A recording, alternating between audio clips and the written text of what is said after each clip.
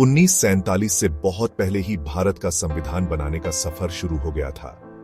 खुद का राज चलाने की चाहत, जो कई दशकों से धीमी आंच पर पक रही थी, उसे भारतीय राष्ट्रवादी आंदोलन में आवाज मिली। बढ़ते दबाव के कारण अंग्रेजी राज ने थोड़ी बहुत आजादी देनी शुरू कर दी। 1935 का भारत सरकार अधिनियम जैसी महत्वपूर्ण घटनाओं ने ज्यादा प्रतिनिधित्व वाली सरकार का रास्ता तैयार किया, लेकिन एक सच्चे आजाद भारत का सपना, जिसका संविधान खुद उसके लोग बनाए, जोर पकड़ने लगा। पूर्ण स्वराज का नारा पूरे देश में गूंजा, जिसे महात्मा गांधी और जवाहरलाल नेहरू जैसे नेताओं ने हवा दी। दूसरे विश्व युद्ध की समाप्ति एक मोड़ साबित हुई। युद्ध से कमजोर होकर ब्रिटेन ने आजादी देने का अपना इरादा जाहिर किया। हालांकि इस फैसले के साथ भारत और पाकिस्तान का दर्दनाक विभाजन भी हुआ। आजादी की खुशी विभाजन के दर्द से कम हो गई, जिसने विस्थापन और हिंसा की विरासत छोड़ दी। इस उथल पुथल के बीच नए आजाद भारत के लिए संविधान बनाने का काम शुरू हुआ। यह एक मुश्किल काम था, जिसमें एक विविध और नए देश की आकांक्षाओं को समझना जरूरी था। 1947 के भारतीय स्वतंत्रता अधिनियम ने आजादी दी और अंग्रेजी राज को खत्म कर दिया। इसने संविधान सभा का रास्ता साफ किया, जिसे आजाद भारत के लिए संविधान बनाने का बड़ा काम सौंपा गया था।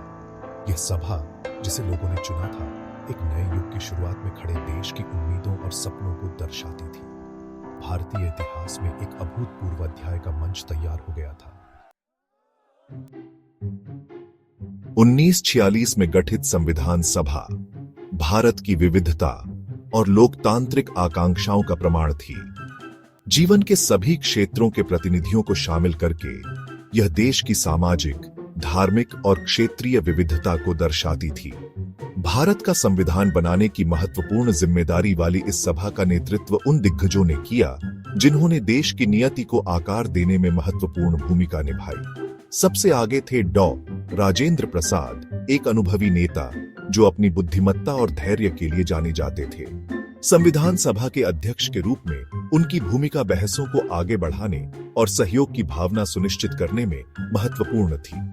फिर थे जवाहरलाल नेहरू, भारत के पहले प्रधानमंत्री, जिनके आधुनिक समाजवादी भारत के दृष्टिकोण को संविधान के राज्य के नीति निर्देशक तत्वों में जगह मिली। हालांकि भारतीय संविधान के मुख्य वास्तुकार डॉ. बी.आर. अंबेडकर थे, जो प्रारूप समिति के अध्यक्ष थे। एक उत्कृष्ट न्यायविद और सामाजिक न्याय के प्रबल समर्थक, अंबेडकर का संविधान में योगदान अतुलनीय है। कानून की उनकी गहरी समझ, हाशिए पर रहने वालों के प्रति उनकी सहानुभूति के साथ ने दस्तावेज में समानता, बंधुत्व और सामाजिक न्याय पर जोर दिया। कानूनी दिग्गजों वाली प्रारूप समिति ने सभा की आकांक्षाओं को एक व्यापक दस्तावेज में बदलने के लिए अथक परिश्रम किया। उन्होंने विभिन्न स्रोतों से प्रेरणा ली, जिनमें 1935 का भारत सरकार अधिनियम, अन्य देशों के संविधान और सबसे महत्वपूर्ण बात, भारत का अनोखा सामाजिक राजनीतिक संदर्भ शामिल है। भारतीय संविधान का निर्माण चुनौतियों के बिना नहीं था। भारत की विविधता का एक सूक्ष्म जगत। सभा में तीव्र बहस और असहमतियां देखी गईं। विभिन्न दृष्टिकोणों में सामंजस्य बिठाने और आम सहमति बनाने की प्रक्रिया अक्सर कठिन थी। सदस्यों ने जटिल मुद्दों से जूझा, जिनमें से प्रत्येक का देश के भविष्य के लिए दूरगामी प्रभाव था। सबसे विवादास्पद मुद्दों में से एक संविधान की भाषा थी।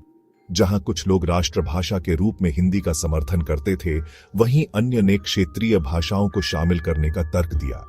यह बहस भारत की भाषाई विविधता और क्षेत्रीय पहचान के साथ राष्ट्रीय एकता को संतुलित करने की आवश्यकता को दर्शाती है।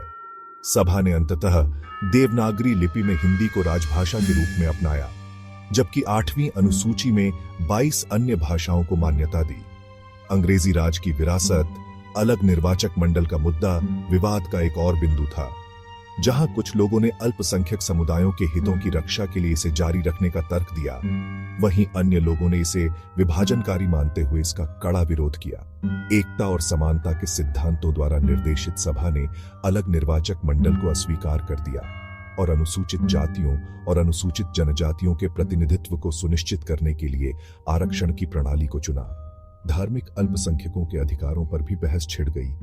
यह सवाल कि क्या भारत एक धर्मनिरपेक्ष राज्य होना चाहिए या हिंदू पहचान वाला, पर जमकर बहस हुई। काफी विचार विमर्श के बाद सभा ने संविधान में धर्मनिरपेक्षता को शामिल करने का फैसला किया, जिससे सभी नागरिकों को धर्म की स्वतंत्रता की गारंटी मिली। लगभग 3 साल के सावधानीपूर्वक मसौदा तैयार करने और गहन विचार विमर्श के बाद भारत का संविधान 26 नवंबर 1947 को अपनाया गया। यह 26 जनवरी 1950 को लागू हुआ, जो भारतीय इतिहास में एक महत्वपूर्ण क्षण था।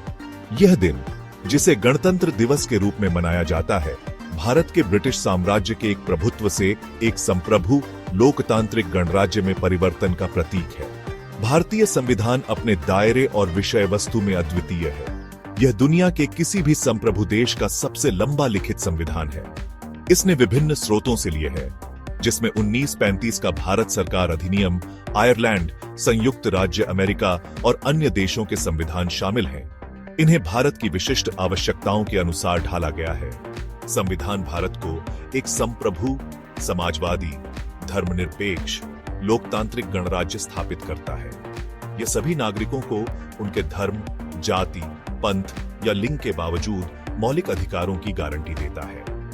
यह राज्य के नीति निर्देशक तत्व भी निर्धारित करता है, जो हालांकि कानून द्वारा लागू नहीं किए जा सकते। सामाजिक और आर्थिक न्याय सुनिश्चित करने के लिए सरकार के लिए दिशा निर्देशों का काम करते हैं।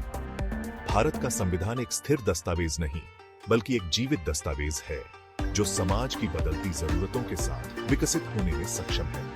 नई चुनौतियों का समाधान करने और बदलते सामाजिक मानदंडों को शामिल करने के लिए इसे अपनाए जाने के बाद से 100 से अधिक बार संशोधित किया गया है। ये संशोधन संविधान की गतिशीलता और बदलते समय के साथ ढलने की क्षमता को दर्शाते हैं।